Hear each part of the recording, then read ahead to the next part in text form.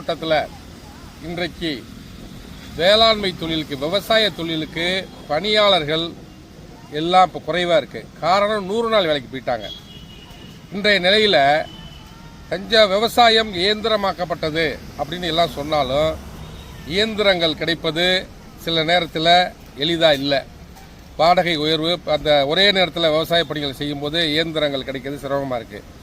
அந்த மாதிரி நிலையில் கையால் தான் நடவு செய்யணுங்கிறப்ப ஒரு ஏக்கர் நடவு செய்ய 2500லேருந்து 3000 வரைக்கும் கூலி வாங்குறாங்க. நாற்று பறிப்பதற்கு, நடவு செய்வதற்கும் அதே போல் 2500லேருந்து 3000 வருது. ஒரு ஏக்கர் நடவு செய்ய கிட்டத்தட்ட 6000 ரூபாய், அதாவது 3 6000 ரூபாய் ஒரு ஏக்கர் நடவு செய்ய 6000லேருந்து 7000 செலவாகுது.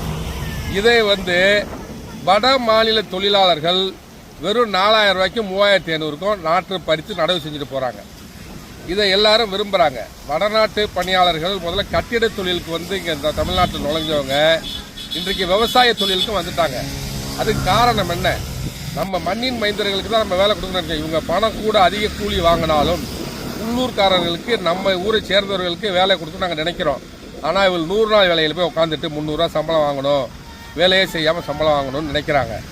அதனால் அது மட்டும் இல்லை, ஆண் பணியாளர்கள்லாம் இந்த 100 நாள் வேலையில் கிடைக்கிற பணத்தை வச்சுக்கிட்டு டாஸ்மாக் கிடைக்கும், எங்கேயோ போய் ஜாலியாக இருக்குன்னு நினைக்கிறாங்க.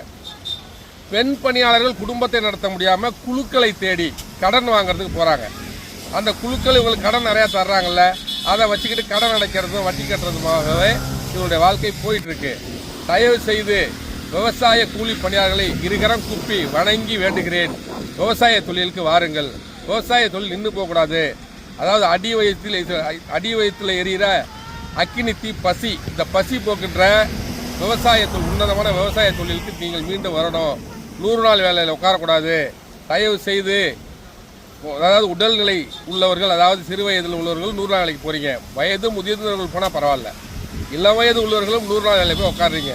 எல்லாரும் விவசாய பணிக்கு வரணும். இல்லாட்டி வட மாநில தொழிலாளர்களே தான் தமிழ்நாட்டில் உள்ள விவசாய பணிகளை கையில் எடுத்து விடுவார்கள். கட்டிட தொழில் அவர்கள் தான் எடுத்துக்கொண்டு சிறப்பாக செய்கிறாங்க. இன்றைக்கி குறைந்த கூலியில் வடமாநில தொழிலாளர்கள் விவசாயத்திற்கு அவர்களே நாற்றை பறித்து நடவு செய்து வருகிறார்கள். அந்த நிலை தஞ்சாவூர் மாவட்டத்தில் தொடராமல் இருக்க வேண்டும் என்று நம்ம தமிழ்நாட்டு விவசாய கூலி தொழிலாளர்களை கனிவோடும் பணிவோடும் கேட்டுக்கொள்கிறேன். AKR ரவிச்சந்தர், தலைவர், காவிரி டெல்டா விவசாயிகள் சங்கம்.